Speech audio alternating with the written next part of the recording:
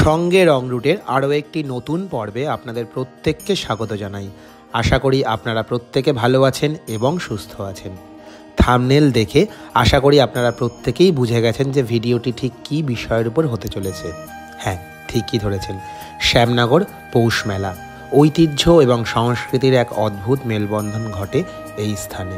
পাথুরিহাটার জমিদার গোপীমোহন ঠাকুরের একমাত্র কন্যা সন্তান ছিলেন ব্রহ্মময়ী। 8 বছর বয়সী সেই কন্যা সন্তান বিবাহের দিন সকালে গঙ্গা স্নান করতে গিয়ে তলিয়ে যায় আহিরটোলার গঙ্গার ঘাটে। স্বপ্নাদেশ পেয়ে তিনি সুদূর কলকাতা থেকে ছুটে আসেন এই স্থানে। শ্যামনগরে এসে গঙ্গার ঘাটে তিনি তার কন্যার মৃতদেহ খুঁজে পান এবং তিনি সেই স্বপ্নাদেশ মতন এই স্থানে একটি কালী মন্দির প্রতিষ্ঠা করেন। কোষ্টি পাথরের নির্মিত এই কালী মূর্তিটিও কিন্তু এই স্থানেই খুঁজে পাওয়া এবং সেই সময় থেকে এই মন্দিরের নাম হয় ব্রহ্মময়ী কালী মন্দির। 1219 বঙ্গাব্দে প্রতিষ্ঠিত এই মন্দিরটি ভক্তদের কাছে আজও কিন্তু ভীষণ জনপ্রিয় একটি মন্দির। সারা পৌষ মাস ব্যাপী এখানে একটি বিশেষ মেলার আয়োজন করা হয়, যার নাম হলো পৌষ মেলা। আপনারা যদি শিয়ালদহ বা কৃষ্ণনগরের দিক থেকে আসেন তাহলে মেন লাইনে যে কোনো ট্রেন ধরে চলে আসুন শ্যামনগর স্টেশনে।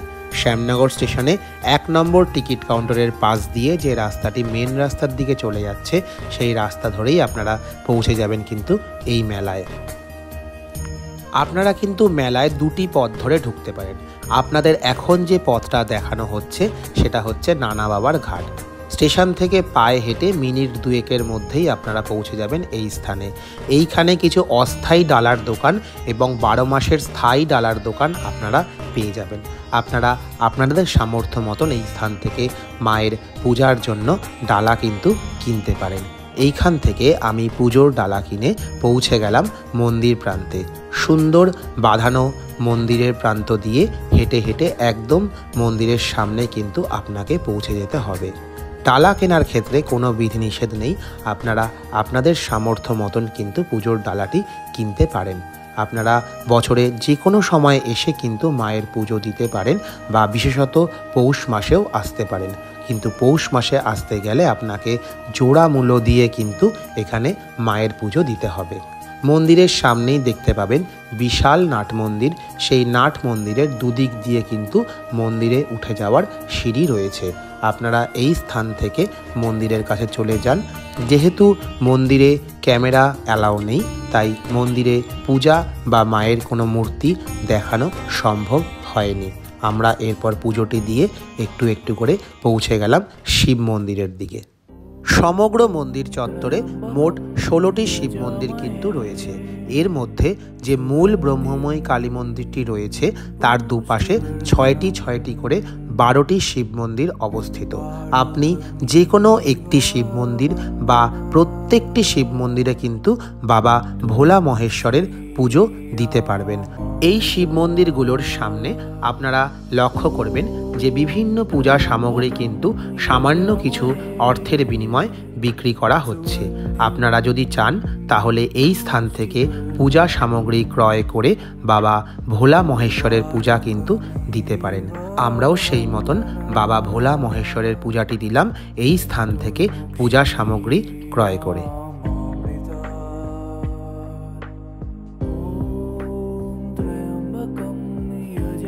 আপনারা এই স্থানে এলে সম্ভব হলে অবশ্যই একবার ভোলা মহেশ্বরের পূজা কিন্তু করতেই পারেন। দেখবেন মনটা কত শান্ত হয়ে যায়। এবং এই স্থান থেকে পূজা দেওয়ার পর বেরিয়ে মন্দিরগুলোর মাঝখান থেকে, অর্থাৎ শিব মন্দিরগুলোর মাঝখান থেকে একটি রাস্তা সোজা আপনাকে নিয়ে চলে যাবে রাধা গোবিন্দ মন্দিরের দিকে। দেখুন কত সুন্দর এই রাধা গোবিন্দ মন্দিরটি। এই রাধা গোবিন্দ মন্দিরের বাম দিকেও কিন্তু একটি শ্বেত শিবলিঙ্গ আছে, সেইটা আপনাদের আমি পরে দেখাচ্ছি। এই স্থান থেকে দেখুন প্রত্যেকটি শিব মন্দির, ব্রহ্মময়ী কালী মন্দিরের চূড়া এবং রাধা গোবিন্দ মন্দিরের চূড়া সব কিন্তু একসাথে আপনারা দেখতে পাবেন। নির্দিষ্ট ডালার দোকান থেকে পূজা সামগ্রী কিনে আপনারা এই স্থানে কিন্তু রাধা গোবিন্দর পূজাও দিতে পারেন। ক্যামেরার বিধিনিষেধ থাকার কারণে রাধা গোবিন্দর মূর্তিও কিন্তু দেখানো সম্ভব হয়নি। মন্দির চত্বরটি কিন্তু ভীষণ সুন্দর। সামনে এরকম একটি গোলাপ বাগান আছে। আপনারা এই বাগানগুলো এবং মন্দির চত্বরটি ভালো করে ঘুরে দেখতে পারেন। সমস্তটা ঘুরে দেখার পরে আপনারা এই শ্বেত শিবলিঙ্গ মন্দিরটি দর্শন করুন, যেটি রাধা গোবিন্দ মন্দিরের একদম বাম দিকেই অবস্থিত। চাইলে আপনারা এখানেও কিন্তু এই শ্বেত শিবলিঙ্গের পূজা দিতে পারেন। এই শিবলিঙ্গগুলি ছাড়াও এখানে আরও 3টি শিবলিঙ্গ আছে, যেটা এই মন্দির চত্বরেই কিন্তু অবস্থিত। এই মন্দির চত্বরে সমস্ত স্থানে পুজো দেওয়ার পরে আপনারা মেলাটি অবশ্যই দর্শন করুন, যেইটি কিন্তু এই পৌষ মাসের সবচেয়ে বিশেষ আকর্ষণ। সমগ্র পৌষ মাস জুড়ে এখানে কিন্তু এই মেলাটি হয়। আপনি দিনের বেলা বা রাত্রেবেলা যে কোনো সময় কিন্তু এই মেলার পরিবেশ এইখানে দেখতে পাবেন। বিভিন্ন খাবারের দোকান, সাজার জিনিসের দোকান, ঘর সাজাবার জিনিসের দোকান সমস্ত কিন্তু এই মেলায় আপনারা পেয়ে যাবেন। অর্থাৎ একই স্থানে আপনারা পুজোও দিতে পারবেন এবং মেলার আনন্দও কিন্তু পেয়ে যাচ্ছেন। বাকি সমগ্র কালী মন্দিরের মতন এই মূলাজোর ব্রহ্মময়ী কালী মন্দিরেও একদা পশু বলির প্রথা কিন্তু চালু ছিল। আর এই হাড়িকাঠটি হচ্ছে সেই বলি প্রথার একমাত্র প্রমাণ।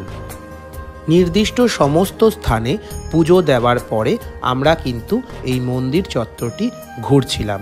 এত সুন্দর সুন্দর দোকান, আপনি কিন্তু এই মেলা চত্বরটি না ঘুরে বাড়ি চলে এলে অনেক কিছু মিস করে যাবেন। কিন্তু ঘুরতে ঘুরতে যখন আপনাদের খিদে পেয়ে যাবে তখন কিন্তু চাইলে আপনারা খাওয়া দাওয়াও করে নিতে পারেন। এই মন্দির চত্বরে বিভিন্ন সুস্বাদু খাবার জিনিসের দোকান আছে।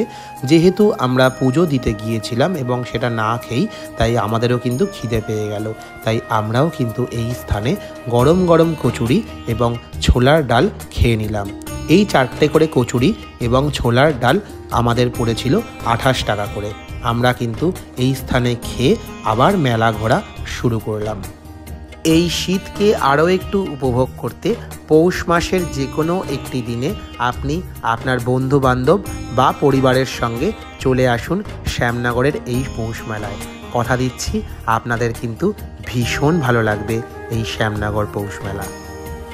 এই মেলাটির সবচেয়ে বিশেষত্ব হলো এটাই যে আপনারা যেরকম বিভিন্ন সুস্বাদু খাবার জিনিসের দোকান পাবেন, তেমন বিভিন্ন সাজার জিনিস, ঘর সাজানোর জিনিস এবং নানান রকম মণিহারি জিনিস কিন্তু এই স্থানে পেয়ে যাবেন।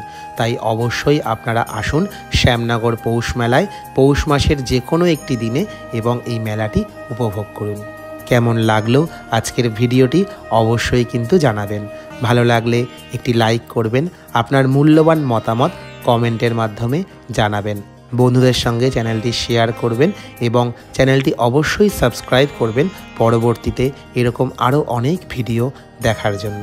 আপনারা সবাই ভালো থাকবেন এবং সুস্থ থাকবেন। নমস্কার।